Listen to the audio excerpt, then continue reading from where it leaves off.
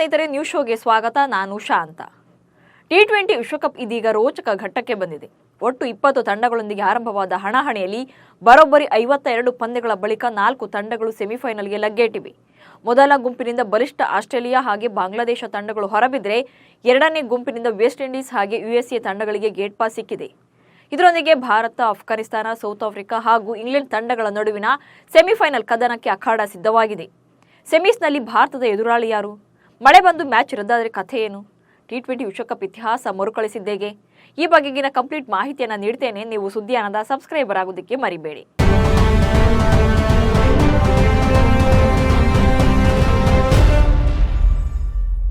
T20 ವಿಶ್ವಕಪ್ ಇದೀಗ climax ಹಂತಕ್ಕೆ ಹತ್ತಿರವಾಗ್ತಾ ಇದೆ. ಸೂಪರ್ 8 ಫೈಟ್ನ ರಣರೋಚಕ ಕಾದಾಟದಲ್ಲಿ 4 ತಂಡಗಳು ಸೆಮೀಸ್ಗೆ ಗ್ರ್ಯಾಂಡ್ ಆಗಿ ಎಂಟ್ರಿ ಕೊಟ್ಟಿವೆ.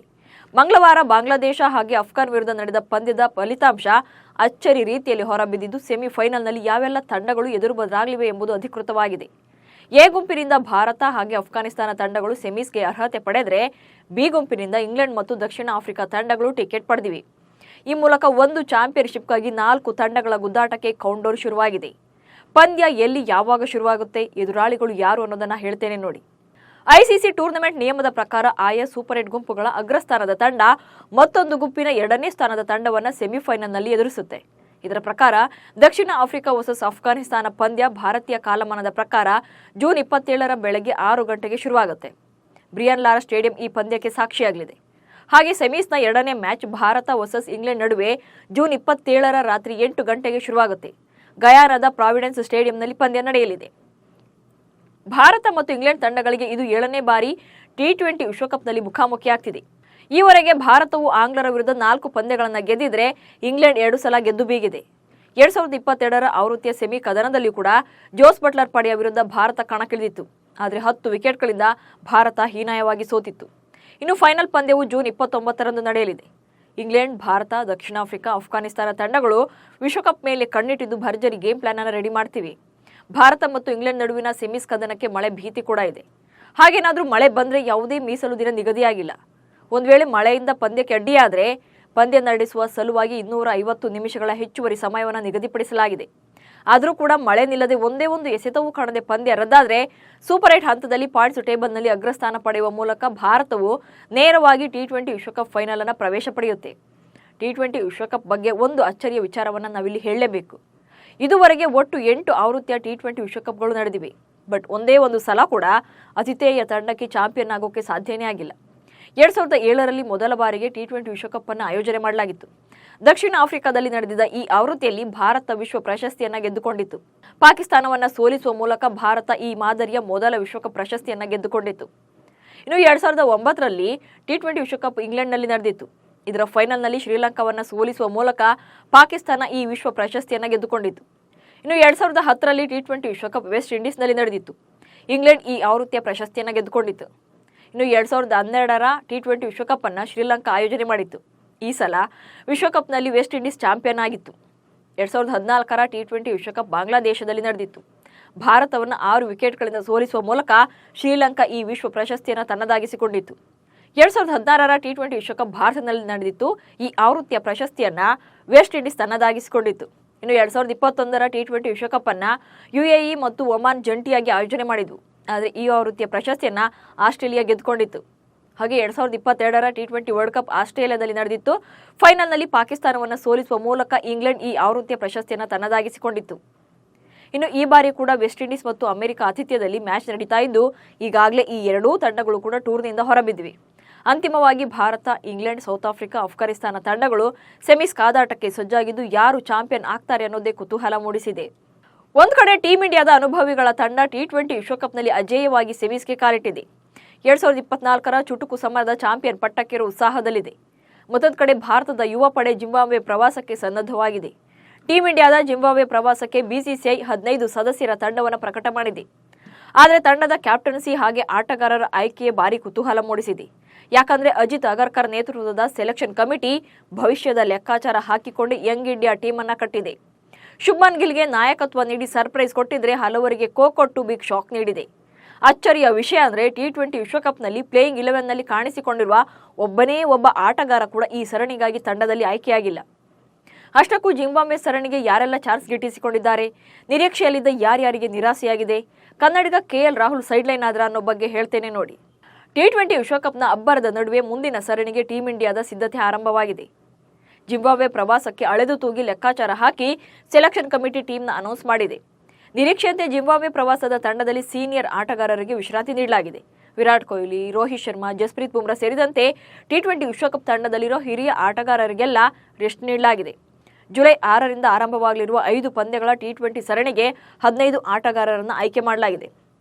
ಶುಭ್ಮನ್ ಗಿಲ್ ಕ್ಯಾಪ್ಟನ್ ಆಗಿದ್ರೆ ಯಶಸ್ವಿ ಜೈಸ್ವಾಲ್, ಋತುರಾಜ್ ಗಾಯಕ್ವಾಡ್, ಅಭಿಷೇಕ್ ಶರ್ಮಾ, ರಿಂಕು ಸಿಂಗ್, ಸಂಜು ಸ್ಯಾಮ್ಸನ್, ಧ್ರುವ್ ಜುರೇಲ್, ನಿತೀಶ್ ರೆಡ್ಡಿ, ರಿಯಾನ್ ಪರಾಗ್, ವಾಷಿಂಗ್ಟನ್ ಸುಂದರ್, ರವಿ ಬಿಷ್ಣೋಯ್, ಆವೇಶ್ ಖಾನ್, ಖಲೀಲ್ ಅಹ್ಮದ್, ಮುಖೇಶ್ ಕುಮಾರ್, ತುಷಾರ್ ದೇಶಪಾಂಡೆ ಸ್ಥಾನವನ್ನು ಪಡೆದಿದ್ದಾರೆ. ಭಾರತ ಟಿ20 ತಂಡದಲ್ಲಿ ಮೊದಲ ಬಾರಿಗೆ 5 ಆಟಗಾರರು ಸ್ಥಾನ ಪಡೆದಿದ್ದಾರೆ. ಕಳೆದ ಐಪಿಎಲ್ನಲ್ಲಿ ಅದ್ಭುತ ಪ್ರದರ್ಶನ ನೀಡಿದ ಅಭಿಷೇಕ್ ಶರ್ಮಾ, ರಿಯಾನ್ ಪರಾಗ್, ನಿತೀಶ್ ರೆಡ್ಡಿ, ತುಷಾರ್ ದೇಶಪಾಂಡೆ ಮತ್ತು ಧ್ರುವ್ ಜುರೇಲ್ಗೆ ಚಾನ್ಸ್ ಸಿಕ್ಕಿದೆ.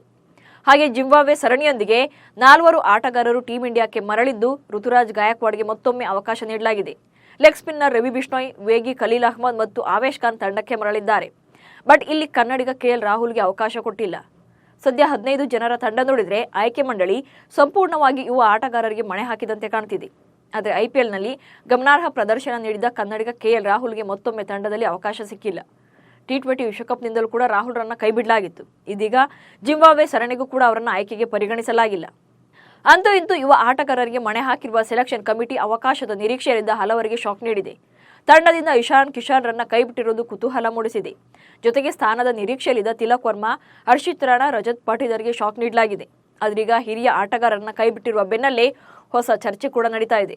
ಟಿ20 ವಿಶ್ವಕಪ್ ಬಳಿಕ ವಿರಾಟ್ ಕೊಹ್ಲಿ ಮತ್ತು ರೋಹಿತ್ ಶರ್ಮಾ ಚುಟುಕು ಕ್ರಿಕೆಟ್ಗೆ ಗುಡ್ ಬೈ ಹೇಳ್ತಾರಾ ಎಂಬ ಪ್ರಶ್ನೆ ಎದ್ದಿದೆ. ಅದೇನೇ ಇದ್ರೂ ಫೈನಲಿ ತಂಡದಲ್ಲಿ ಯಾರಿದ್ದಾರೆ ಅನ್ನೋದಕ್ಕಿಂತ ಭಾರತ ಗೆಲ್ಲೋದೇ ಮುಖ್ಯ. ಸೊ ಟಿ20 ವಿಶ್ವಕಪ್ನಲ್ಲಿ ಹಿರಿಯರು ಗೆದ್ದು ಚಾಂಪಿಯನ್ಸ್ ಆಗಲಿ, ಬಳಿಕ ಜಿಂಬಾಬ್ವೆ ಸರಣಿಯಲ್ಲಿ ಯಂಗ್ಸ್ಟರ್ಸ್ ವಿನ್ ಆಗಲಿ ಅನ್ನೋದೇ ಕ್ರಿಕೆಟ್ ಅಭಿಮಾನಿಗಳ ಆಶಯ. ಸಾಲು ಸಾಲು ಬೆಲೆ ಏರಿಕೆಗಳ ನಡುವೆ ನಂದಿನಿ ಹಾಲಿನ ದರ ಹೆಚ್ಚಿಸಿ ಕೆಎಂಎಫ್ ಕೂಡ ಶಾಕ್ ಕೊಟ್ಟಿದೆ. 1 ಲೀಟರ್ ನಂದಿನಿ ಹಾಲಿನ ಪ್ಯಾಕೆಟ್ಗೆ 50 ml ಹಾಲು ಹೆಚ್ಚುವರಿಯಾಗಿ ಸೇರಿಸಲಾಗುತ್ತೆ. ಸದ್ಯ ಲೀಟರ್ ಹಾಲಿಗೆ ಇರುವ 42 ರೂಪಾಯಿ ದರವನ್ನ 2 ರೂಪಾಯಿ ಹೆಚ್ಚಳ ಮಾಡಲಾಗುವುದು. ಬುಧವಾರದಿಂದಲೇ ಈ ದರ ಅನ್ವಯವಾಗಲಿದೆ ಎಂದು ಕೆಎಂಎಫ್ ಅಧ್ಯಕ್ಷ ಭೀಮಾನಾಯ್ಕ್ ತಿಳಿಸಿದ್ದಾರೆ. ಸಿಎಂ ಸಿದ್ದರಾಮಯ್ಯ ಅಧ್ಯಕ್ಷತೆಯಲ್ಲಿ 87ನೇ ಅಖಿಲ ಭಾರತ ಕನ್ನಡ ಸಾಹಿತ್ಯ ಸಮ್ಮೇಳನದ ಪೂರ್ವಭಾವಿ ಸಭೆ ನಡೆದಿದ್ದು, ಅಖಿಲ ಭಾರತ ಕನ್ನಡ ಸಾಹಿತ್ಯ ಸಮ್ಮೇಳನಕ್ಕೆ ದಿನಾಂಕ ನಿಗದಿ ಮಾಡಲಾಗಿದೆ. ಡಿಸೆಂಬರ್ 20ರಿಂದ 3 ದಿನಗಳ ಕಾಲ ಅಖಿಲ ಭಾರತ ಕನ್ನಡ ಸಾಹಿತ್ಯ ಸಮ್ಮೇಳನ ನಡೆಸಲು ಸಭೆಯಲ್ಲಿ ತೀರ್ಮಾನ ಮಾಡಲಾಗಿದೆ.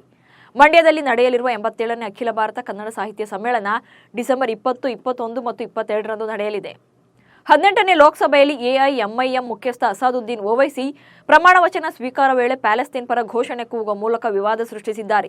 ಲೋಕಸಭೆಯಲ್ಲಿ ಸಂಸದರಾಗಿ ಪ್ರಮಾಣ ವಚನ ಸ್ವೀಕರಿಸಿದ ಓವೈಸಿ ಪ್ಯಾಲೆಸ್ತೇನ್ಗೆ ಬೆಂಬಲವಾಗಿ ಜೈ ಪ್ಯಾಲೆಸ್ತೇನ್ ಎಂದು ಘೋಷಣೆ ಕೂಗಿದ್ದಾರೆ.